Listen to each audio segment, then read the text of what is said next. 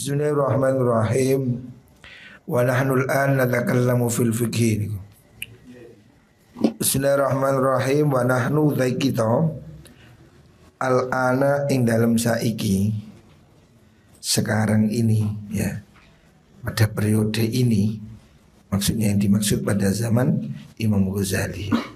Imam Ghazali mengatakan kita pada saat ini ya, saat ini. Artinya ya saat ini kita juga ya seperti itu. Yang dalam zaman saiki kunatakallamu micoro kita. Kita sekarang membicarakan, membahas, maksudnya fil fikih yang dalam fikih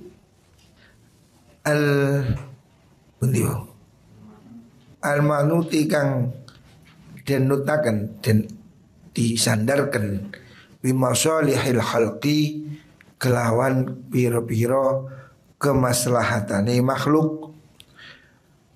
Wa fatwa zahir utawi fatwa kang zahir lau ketuwe mengkono fikih hukmun utai hukum wa minhajun lan minhaj metode ala hasabi muqtadal masalihi ing atase milang-milang patrapane kemaslahatan.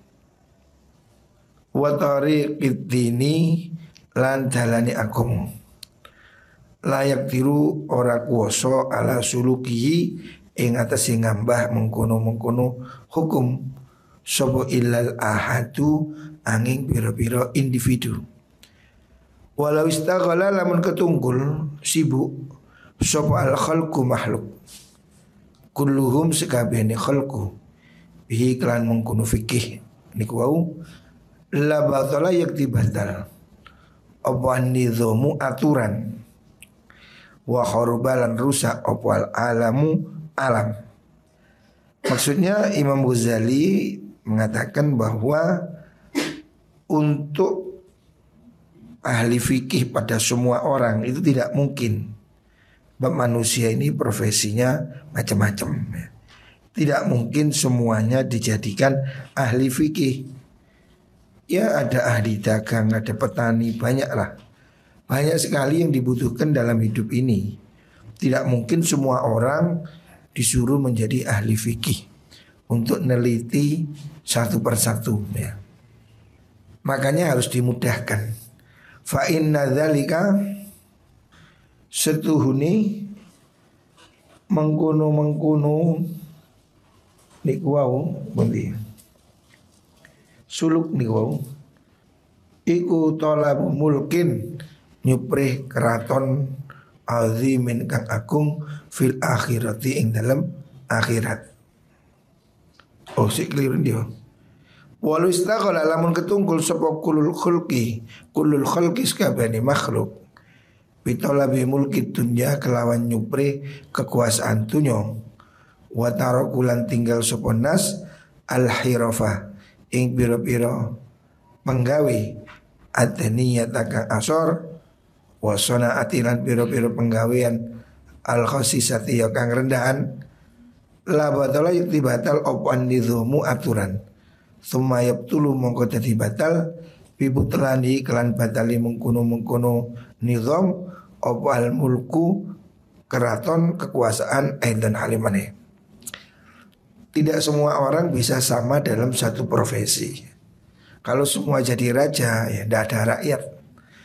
Siapa yang mau jadi rakyat? Maka manusia ini pada kodratnya memang diberi bakat sendiri-sendiri ya. Maksudnya Imam Ghazali ini ingin mengatakan bahwa tidak semua orang bisa menjadi ahli dalam semua hal. Makanya untuk masalah halal haram ini harus diberi batasan yang mudah. Sebab kalau terlalu sulit semua orang akan sibuk hanya ngurusi itu. Dia menjadi tidak bekerja yang lain. Fal muhtarifuna mongko te pira-pira wong kang nyambut gawe, orang yang sibuk dengan pekerjaan iku innama sukhiru anggap den dulutaken diarahkan sama muhtarifun lian ta'zima supaya dadi runtut opal mulku kekuasaan lil muluki ketipiro-piro ratu wa kadza kainukun al mukhtarifun al muqbiluna utai piro-piro wong kang madhep alat dunya ing atas itunya iku sukhiru dan lulutakan sapa mukbilun liya selama supaya dadi selamat apa tariqud dini dalane agama lidawid dini kedue wong kang duweni agama wa huwa temu kunutin iku mulkul akhirati keraton akhirat. Semua orang ini ada pilihan. Ada orang yang ahli urusan dunia, ada yang ahli urusan akhirat. Tidak semua orang dibekali kemampuan sama untuk ahli agama. Hanya sebagian orang yang ngerti agama. Selebihnya ya dia ngurusi pekerjaan. Ada petani, ada pedagang, ada sopir dan segala macam. Semua itu punya kesibukan masing-masing. Ada yang jadi presiden, ada yang jadi rakyat jelata umpamanya. Supaya semua ini berjalan saling melengkapi ya gitu loh. Nah, orang-orang yang ngurusi agama ya sibuklah dengan urusan agama. Kalau orang-orang yang ahli dunia ngurusi agama malah ruwet semua ya.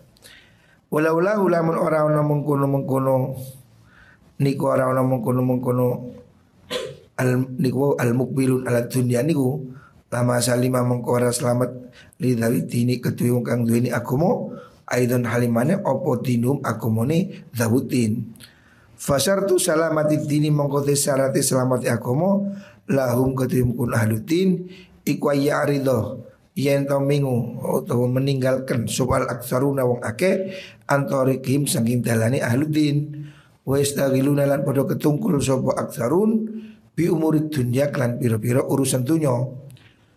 Wa dzalika mungkunu istighal iku kismatun bagian. Sabakat kang wis dhisik pihak lan mungkunu kismah opal masyiatu kersane Gusti Allah.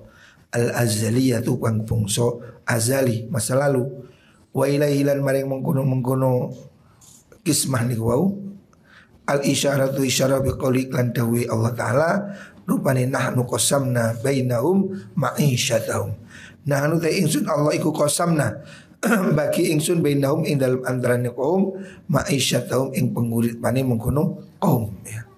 Fil hayati dunya ing dalem urip ana dunya. Wa rafa'na lan ngangkat ingsun ba'dhum ing sebagian nas fauqa ba'din ing dalem dhuwure sebagian kang liya. Darajatin ing pira-pira derajat. Memang Allah itu membagi-bagi ya. Tidak semua orang sama. Derajatnya beda-beda ya.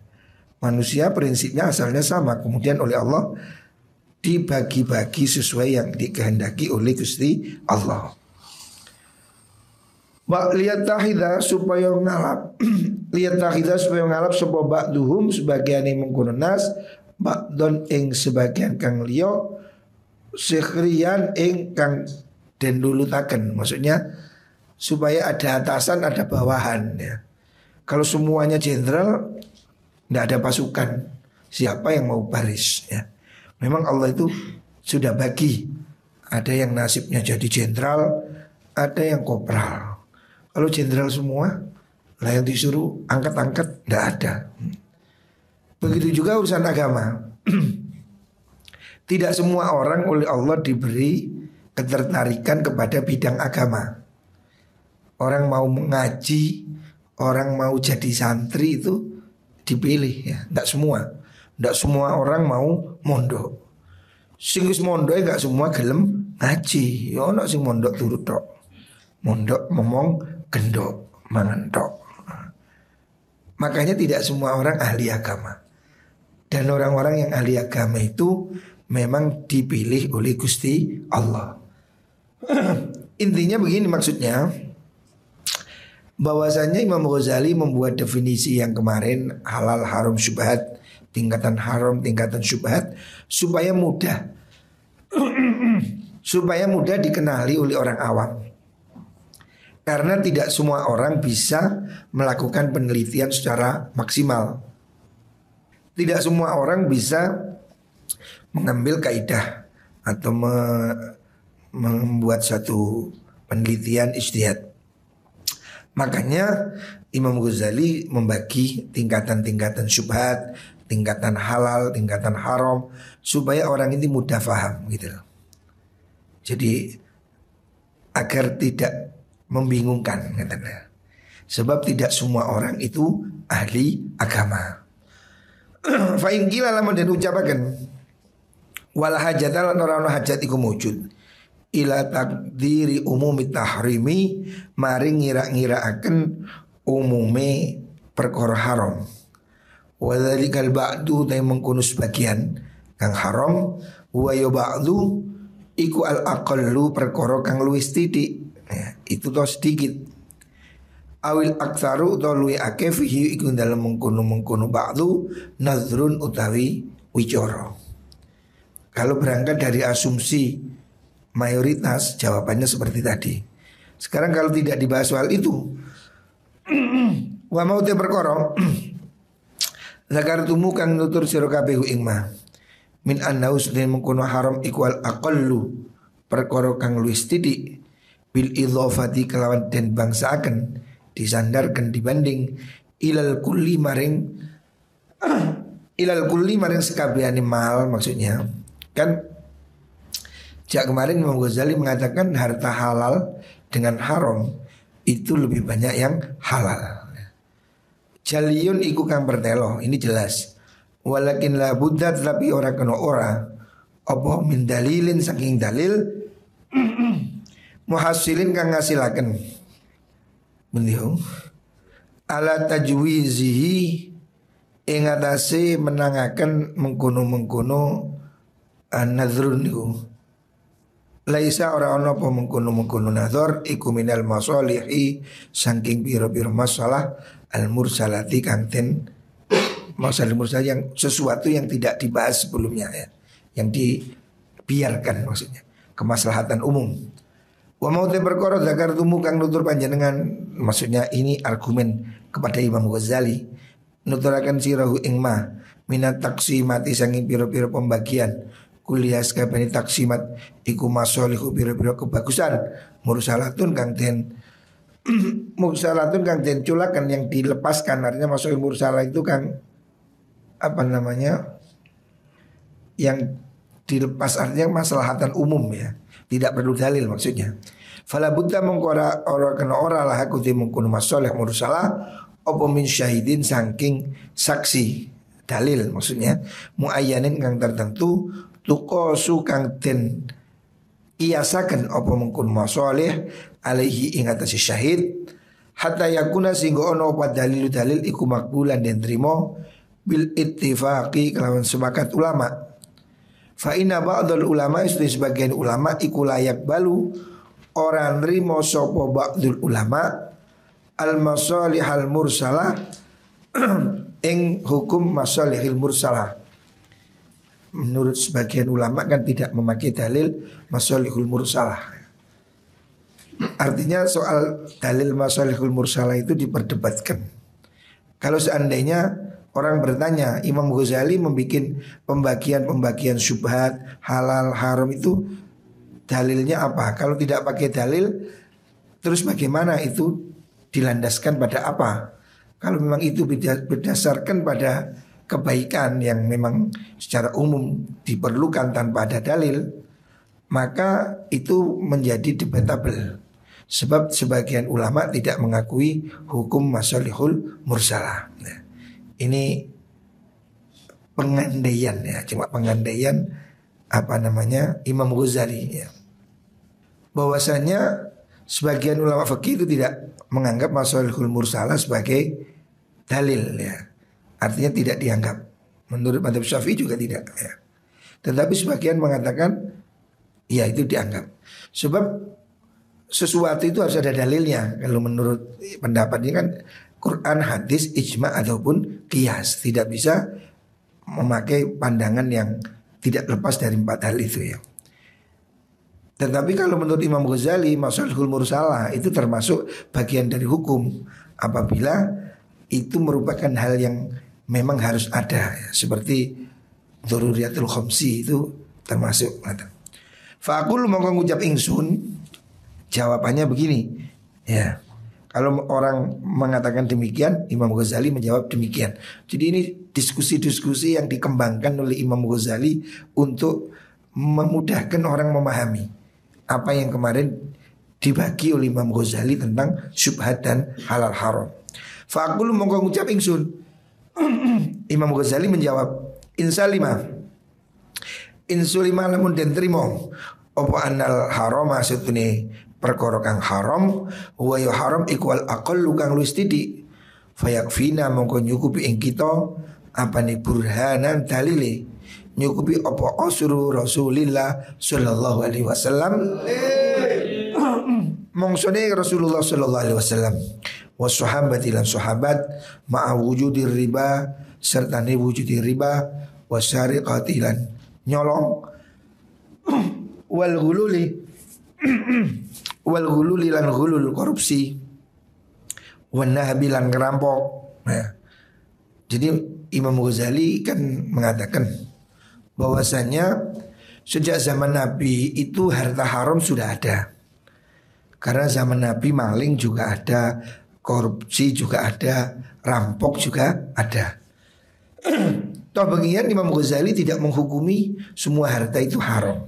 Nah, artinya kejadian hari ini cukup dikiaskan dengan kejadian pada zaman Kanjeng Nabi.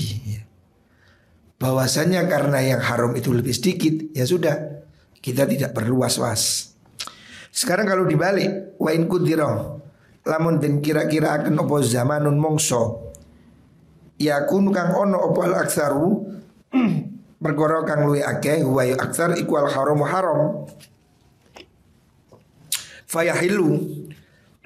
fayahilu mongko halal opo atanawulu merkoleh mengkono mal niku aidan halimane faburhanuhu mongko utawi dalile mengkono halal niku iku salah satu umurin telu pira-pira perkara. Jadi kembali ke masalah yang terakhir. Masalah yang terakhir tentang tentang masalah percampuran harta halal dan haram.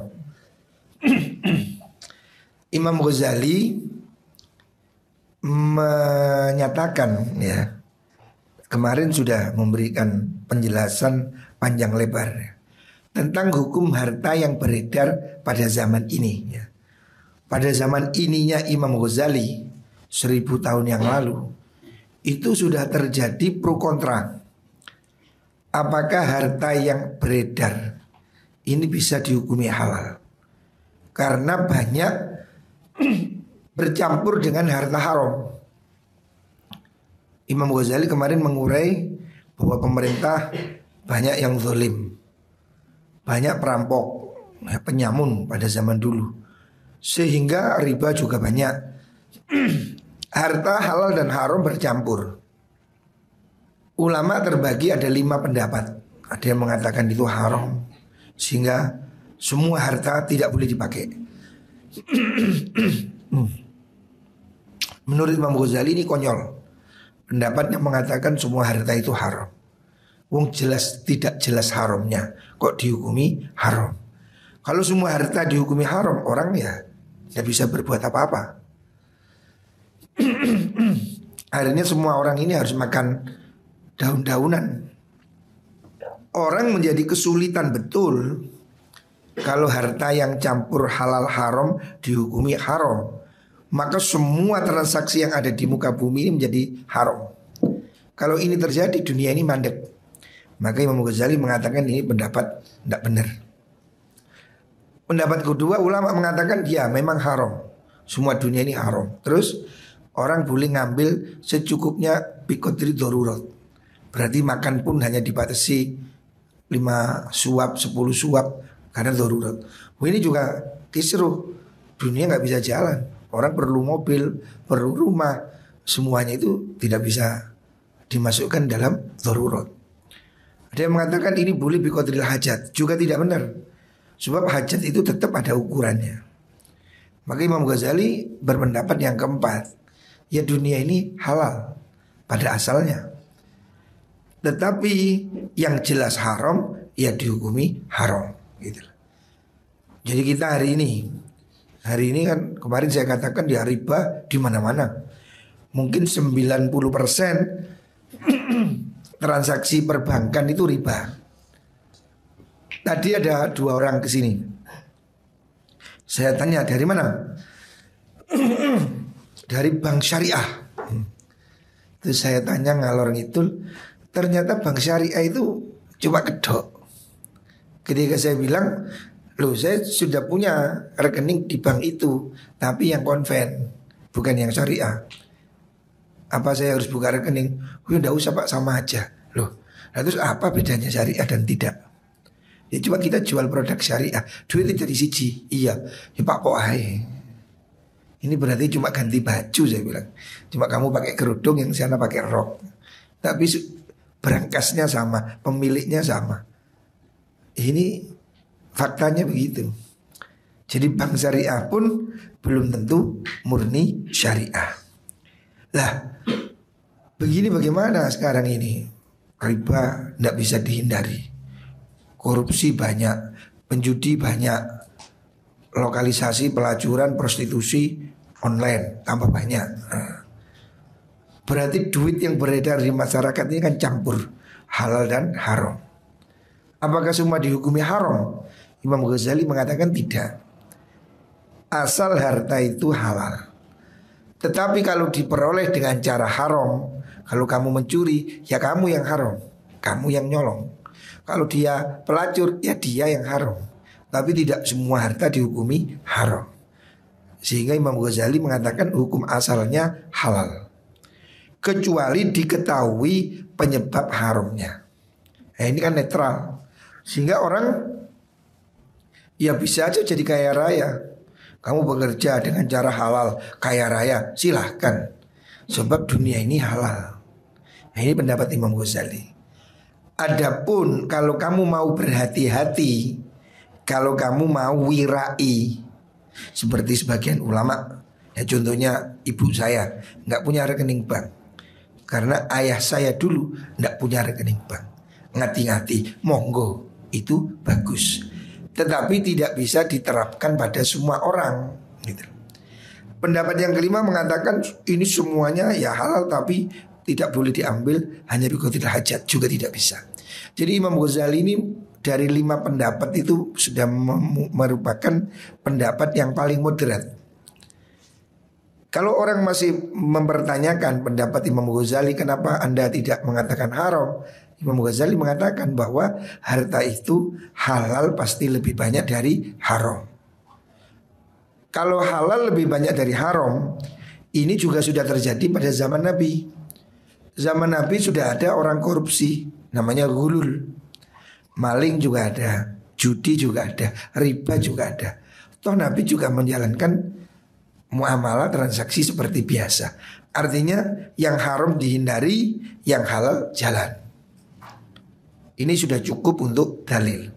Sekarang kalau dibalik, seandainya dunia ini mayoritas haram. Ini gambaran. Seandainya kita bayangkan dunia ini mayoritas haram, yang halal cuma sedikit, berarti campur halal sedikit melawan haram yang banyak. Kalau dikiaskan ke najis, ini jadi najis. Ini najis, ini suci, ini dicampur ini jelas najisnya. Lah kalau soal harta ini bagaimana? Di dunia ini harta haram, bayangkan aja itu maksimal, mayoritas. Yang halal minimal. Apakah semua jadi haram? Imam Ghazali mengatakan tetap tidak, selama tidak jelas haram. Karena Imam Ghazali tetap memandang semua harta ini aslinya halal. Haram itu sedikit.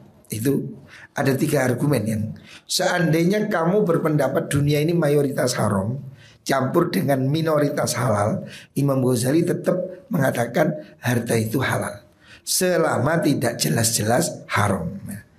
Jawabannya dari 3 hal. Yang pertama, al-awwalu tegang kawitan iku ataksimu utawi pembagian alladzi hasornahu kang wis ngringkes ingsun hu ing taksim wa abtalnahu lan batalaken ingsun minhu saking taksim arbaatan ing 4. Ada 5 pendapat, yang 4 saya anggap salah.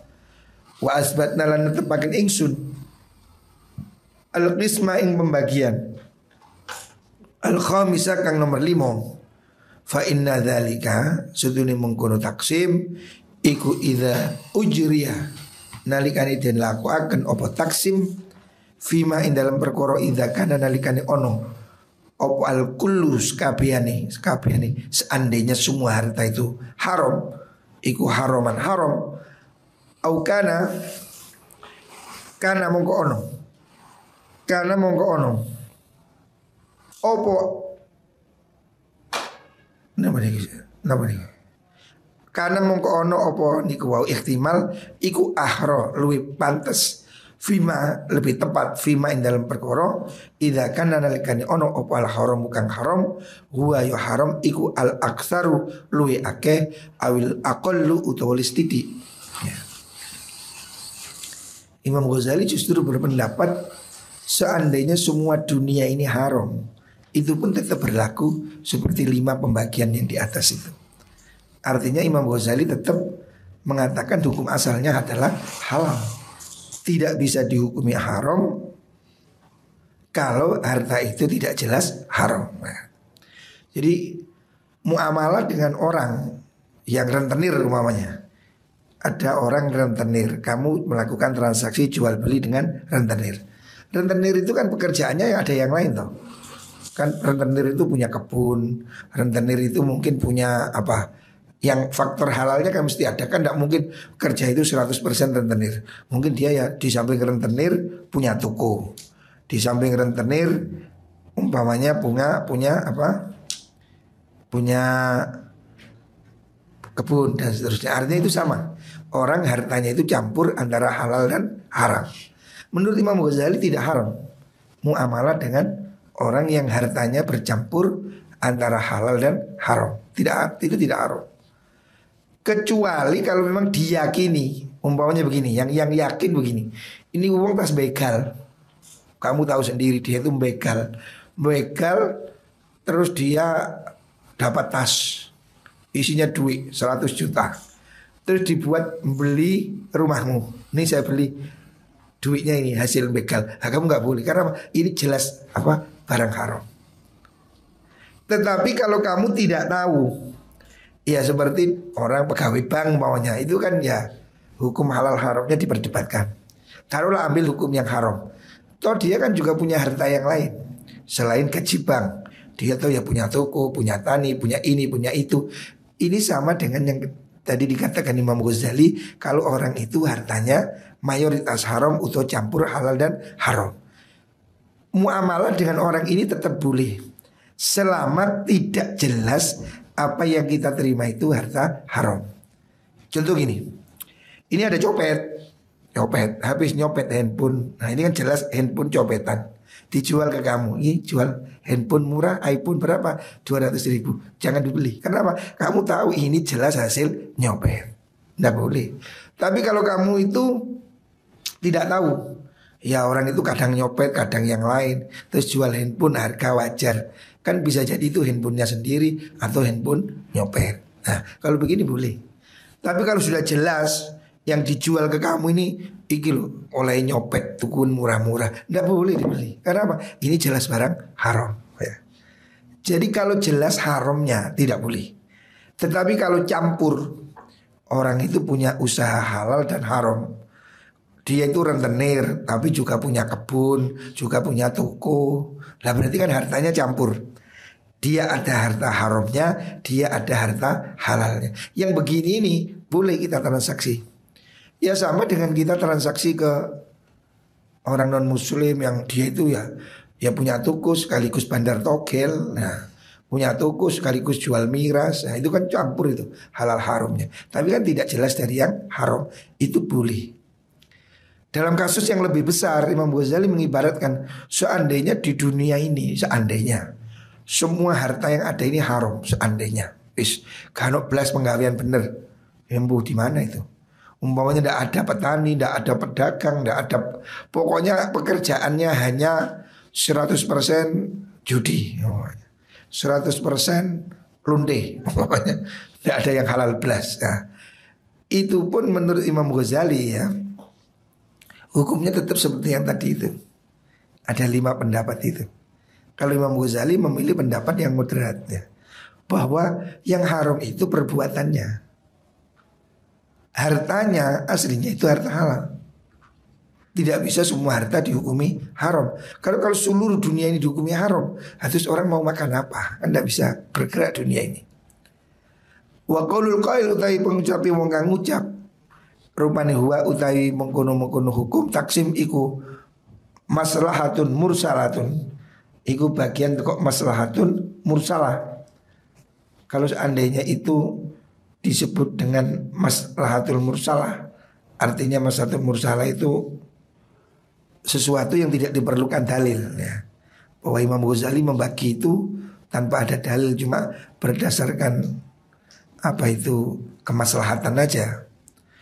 Hawasun iku apa namanya, bocor saiki huwak ya, sesuatu yang tidak benar. Kalau kamu menuduh bahwasanya pendapat ini tidak ada dasarnya, wah itu juga nggak benar gitu loh. Karena Imam Ghazali itu sudah membandingkan itu dengan apa yang terjadi pada zaman Rasulullah. Kiasnya kan begitu. Zaman Rasulullah itu kan, Rasulullah diutus itu pada zaman jahiliyah. Zaman jahiliyah itu kan orang yang tanpa hukum, perampokan, apapun ya tidak ada hukum. Zaman jahiliyah itu kan gelap betul ya. Sehingga orang bunuh-membunuh, yang kuat menindas yang lemah. Pokoknya di mana ada perang yang kalah jadi budak, dirampas. Dulu kan masyarakat belum maju ya. Jadi suku-suku itu saling perang, yang kalah dirampas. Gitu aja. Hukumnya hukum rimba. Begitu Nabi Muhammad SAW, Kanjeng Nabi diutus, itu kan pada zaman yang sudah rusak. Artinya harta yang beredar pada zaman itu mayoritas kan hasil penggalian rusak. Mereka tidak tahu halal haram. Mereka belum tahu haramnya zalim, mereka belum tahu haramnya mencuri, mereka belum tahu hukumnya gosok, hukumnya korupsi. Itu kan hukum-hukum itu ada setelah diajarkan oleh Kanjeng Nabi. Sebelum Nabi mengajar, ketika Nabi belum mengajarkan hukum Islam, orang masa itu jahiliyah, nggak ngerti halal, nggak ngerti haram. Bahkan anak bisa mengawini ibunya. Jahiliyah banget. Kan bodoh mek kucing. Anake wedok, manak lanang gede numpak imbok nih. Jahiliyah dulu boleh, nggak ada hukum. Lah, termasuk hukum soal harta. Zaman jahiliyah itu saling rampas, perang yang kalah dirampas, seperti itu, saling perang, saling serang. Artinya harta yang beredar pada zaman Rasulullah SAW sebelum Nabi diutus itu kan mayoritas haram. Tapi begitu Nabi diutus menjadi Rasul, Nabi kan tidak mengharamkan semua. Bukan berarti semua orang kaya itu kemudian hartanya dirampasi, dulu kamu ngerampok, dulu kamu ini, enggak. Ya sudah, mereka tetap pada milik masing-masing. Walaupun mungkin dulunya dia peroleh dengan cara yang tidak halal sebelum mereka masuk Islam. Toh Nabi tidak mengharamkan semua, tapi Nabi memulai dari nol. Mulai sekarang jangan nyolong, mulai sekarang transaksi jual beli dan seterusnya. Imam Ghazali berpendapat seperti itu. Seandainya hari ini dunia ini haram semua, seandainya, ya yang terjadi seperti apa yang terjadi pada zaman Kanjeng Nabi. Ya kita mulai dari nol. Yang ada ini milik kita, selebihnya kita memulai berdagang dengan cara yang benar. Fa inna dzalika sedene mungkono qaul iku ing nama takhayyalahu anggepes ngira-ngirahu ing qaul sapa man wong takhayyalahu kang ngira-ngira sapa man hu ing dzalik fi umurin ing dalam pira-pira perkara madnunatin kang den nyono.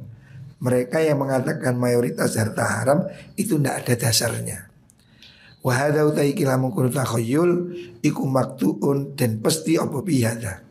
Fa inna suri kita ikulana suku orang mamang kita fi anna maslahat dini fi anna maslahat dini suduhuni masalah agama wa dunya lan dunya iku muradun perkara kang den karepaken li syari'i kedue Kanjeng Nabi kang gawa syariah. Wa huwa te mengkuno anna maslahah muradun li syar'i iku maklumun den wurwi bil darurati kan pasti demikian. Walaisa lan ora ana dzalik iku bimadnunin kelan perkara kang den kira-kira. Wala syakkalan ora ana mamang iku wujud fi anna radda kafatin nasi ing dalam suatu nimbale akan sekabehane menungso ila qadri darurati maring kira-kira darurat awil hajat itu haja awi ilal hasyisi itu maring suket-suketan wasoidilan beburuan iku mukharrabun ngrusak lid dunya maring dunya awalan ing dalam kawitane walidini lan juga ngerusak maling agama biwasitati dunya kelawan lantaran dunia sanian ing dalam amalan kaping pindu. Jadi kenapa Imam Ghazali tetap mengatakan kalau orang mengira oh dunia ini mayoritas haram, terus bagaimana? Apa semua haram? Enggak, kata Imam Ghazali. Sebab yang pertama argumentasi dugaan itu pasti salah gitu. Tidak mungkin dunia ini semua haram. Imam Ghazali berpendapat begitu. Pasti dunia ini ada lebih banyak orang yang pakai akal waras, bekerja dengan baik. Dengan naiknya budaya ya. Budaya dan pendidikan manusia ini kan membawa ke arah hal yang positif. Contoh, saya dulu waktu tinggal di Inggris. Di Inggris orang itu tidak beragama mayoritas. Kalau sekarang ini Kristen KTP. Saya lihat gereja-gereja sepi. Bahkan banyak gereja dijual. Karena Tuhan sudah mati menurut orang Kristen. Mereka sudah tidak ke gereja, tidak bertuhan. Ngaku Kristen tapi tidak ibadah. Akan tetapi orang jujur. Contohnya naik kereta, semua orang tertib bayar karcis. Antri-antri tertib, lebih tertib di Inggris jauh daripada di Indonesia. Padahal di Indonesia mayoritas Muslim. Sana mereka jujur tanpa agama. Tidak karena takut neraka, tidak karena takut malaikat, tapi pendidikannya yang tinggi. Sehingga mereka jadi tertib. Saya melihat di negara-negara Eropa, di Belanda, di Perancis, di Swiss, di Spanyol, rata-rata masyarakat lebih tertib. Kecuali imigran ya, orang-orang yang tidak berbudaya. Tradisi di Eropa itu tertib. Tidak ada orang nyelip nyetir. Saya tinggal di Inggris 2 bulan. Tidak ada mobil nyelip kiri, tidak ada. Tidak ada sama sekali. Saya bawa mobil dari Leicester ke London. Supirnya orang Indonesia. Jalan tol, saya bilang kosong, kiri kosong, mobil di tengah semua. Saya bilang tidak nyelip kiri. Oh tidak boleh. Mereka tidak mau. Nggak ada orang pun tidak mau. Tertib mereka itu, takut sama aturan, disiplin. Di Newcastle subuh-subuh saya ngajak teman orang Jember tinggal di Inggris, antar saya jalan-jalan. Sebentar berhenti, saya mau foto. Nggak boleh. Lu kan sepi, nggak ada orang. Oh nggak boleh, tetap nggak mau. Coba di Indonesia lampu merah, sepi, jalan terus. Budayanya yang jelek. Di luar negeri nggak ada orang nabrak lampu merah, nggak ada. Karena mereka malu. Nah, budaya malunya tinggi. Coba di Indonesia, ya, nggak ada polisi ya, amblas. Nah, budaya malu ini karena tingkat pendidikan. Saya melihat hampir di negara-negara miskin seperti Yaman, seperti mana negara yang itu ya seperti Indonesia ini, koproh, lambat, lemot. Karena orangnya pendidikannya rendah. Orang yang berpendidikan tinggi itu perilakunya lebih baik secara umum ya. Makanya Imam Ghazali mengatakan tidak mungkin di dunia ini semua orang profesinya haram. Ya itu tidak mungkin ya. Artinya dia meyakini mayoritas masih halal. Kalau semua harta di dunia ini mau dihukumi haram, maka orang berarti tidak boleh pakai uang semua ini, pakai mobil semua ini kan sudah campur haram. Yang nggak haram tinggal apa? Makan rumput, berburu di hutan, ya, makan daun. Wah ini kan rusak budaya. Mobil semua riba, ya. Terus orang mau naik apa? Hancur dunia ini dan hancur agama. Ketika dunia hancur, agama ikut hancur. Wongnya gak mangan kabeh, lemes kabeh, gak sholat kabeh, melarat kabeh, gak munggah gaji, kosong Mekah. Nah, makanya ini tidak mungkin ya. Imam Ghazali tetap mengatakan tidak mungkin itu terjadi. Ini jelas ya, agama ini pasti untuk kebaikan. Makanya Imam Ghazali tidak setuju kalau mau dihukumi semua haram akan hancur dunia ini gitu. Wa inna ma yustazhadu angin mesti den gawe alasan den gawe dalil alal khayalati ing atase pira-pira hayalan al madnunati kang den kira-kira diduga al muta'alliqati kang gumantung bi ahadil ashkhasi kelawan pira-pira ijen-ijene menungso. Artinya Imam Ghazali menganggap orang yang berpendapat dunia ini full haram itu hanya hayalan. Mungkin dia hidup di daerah yang sangat rusak. Tetapi secara umum dunia ini pasti banyak yang baik gitu. Dan tidak mungkin dunia ini diharamkan total. Sebab kalau semua dunia ini mau diharamkan total, maka orang tidak bisa bergerak, tidak bisa berbuat. Ini semua lampu riba, semua yang jauh riba. Terus ngaji ini nggak apa? Geomplong, siaran yang apa? Nggak bisa. Itu tidak mungkin kata Imam Ghazali. Kesimpulannya tetap Imam Ghazali mengatakan sesuatu yang tidak jelas haram adalah halal. Itu aja kesimpulannya. Wallah alam.